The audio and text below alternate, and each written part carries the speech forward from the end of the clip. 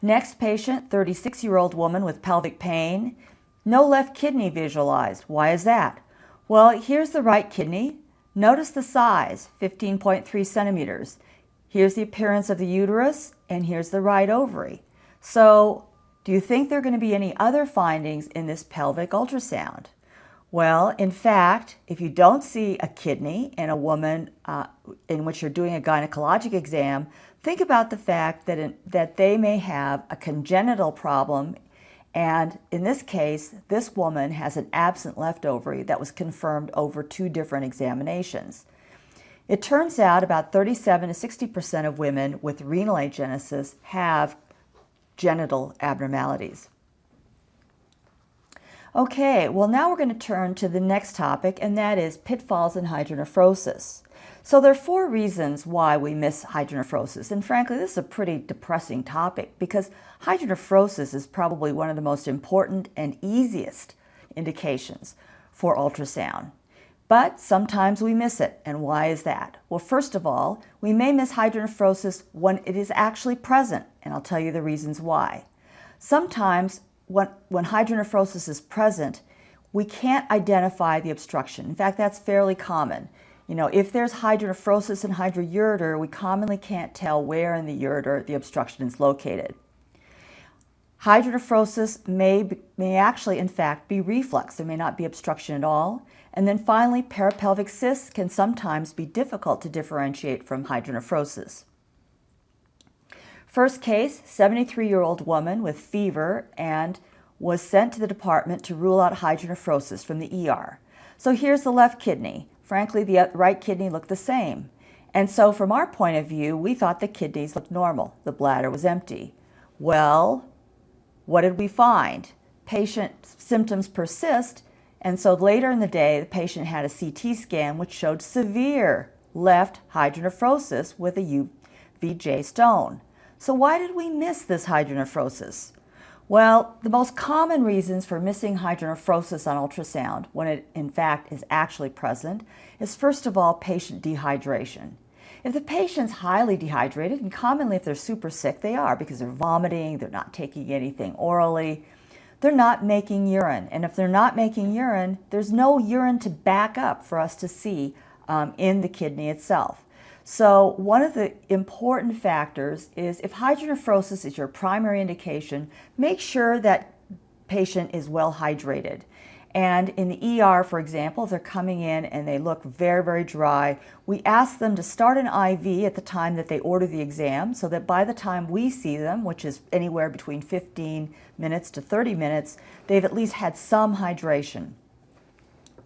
Very distal or mild hydronephrosis or partial hydronephrosis may also be a situation in which we don't see a lot of urine in the kidney. And so again, this may be another reason that we miss hydronephrosis.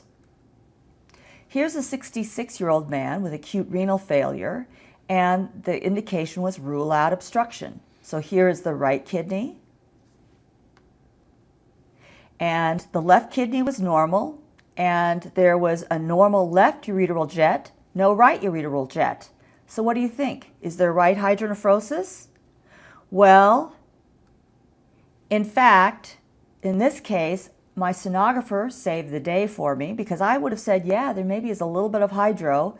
What she did, if you remember looking at this picture of the bladder was extremely full when she started the exam, so she had the patient void, and after voiding, there was no urine in the kidney, and in fact, what we were seeing was just some reflux into that right kidney. So it's really important that if the bladder is highly distended, that it be emptied before you make that diagnosis of hydronephrosis. Here's another man, 71-year-old with chronic hydronephrosis. Which side? Well, unfortunately, this patient came in from an outside hospital. I didn't have any of his outside records. The urologist wasn't available for discussion, and so I basically had to guess.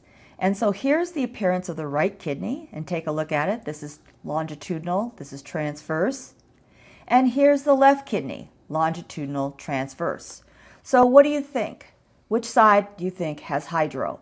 Well, it turns out in this case there were bilateral ureteral jets. Well, I made the diagnosis of right hydronephrosis. In fact, it was the left side that had severe parapelvic cysts and the left side had hydronephrosis and the right side had severe parapelvic cysts. So this is an example of how parapelvic cysts can sometimes be very deceptive. Most of the time it's not a big deal if a patient has parapelvic cysts. We can definitely tell the difference between that and hydro, but once in a while it can be a challenge.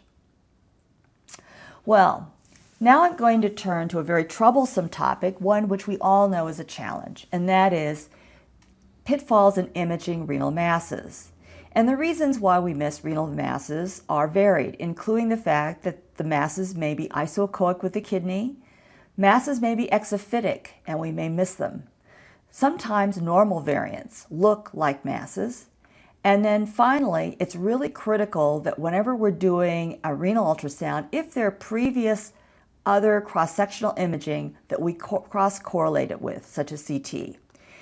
Now, many times, all of us are extremely busy and we're doing numerous exams and we're sort of saying normal, normal, normal, normal, normal. And as we're going through our day, we quickly look at the kidneys and we pass them because they look basically normal. Well, if that's the way we practice, unfortunately, something's going to catch us up and there's going to be something that is actually not normal or not usual, as in this sign.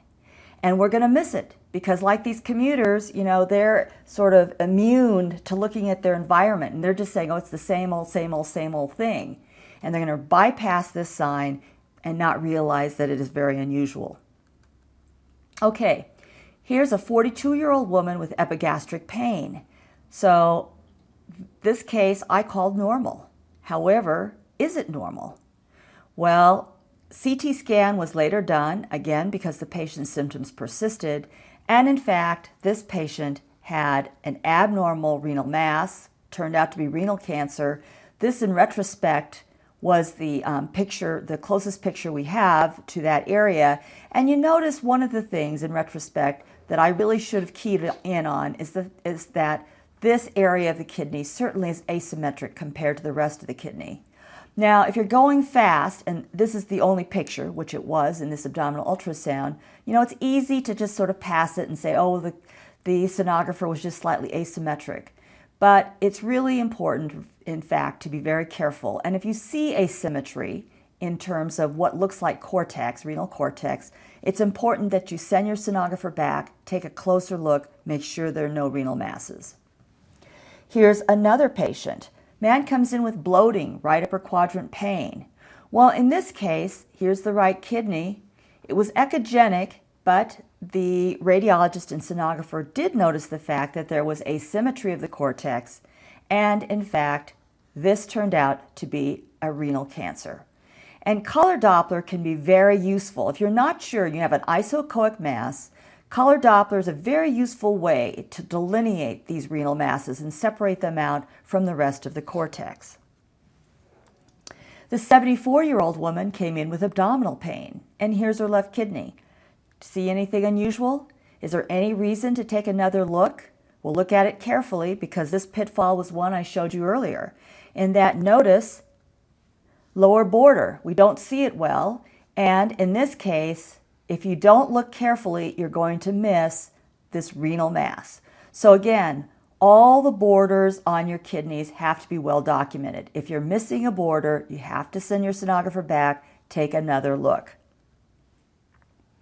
Okay, there are other pitfalls that one runs into when one sees renal masses. And one of the biggest problems is that benign masses and malignant masses have very similar appearance. Second of all, anechoic versus hypoechoic masses can be very difficult to differentiate. So it can be difficult to tell whether something's a cyst versus a solid, especially depending on the imaging of the patient. Third problem is circumscribed margins. You see a mass, it has circumscribed margins. Do you always call it benign? If you look at a anechoic or hypoechoic mass and it doesn't have color Doppler, does that automatically mean that it's a cyst? And then finally, It's really important to look at the patient's clinical history and review any previous exams if you see an unusual renal mass.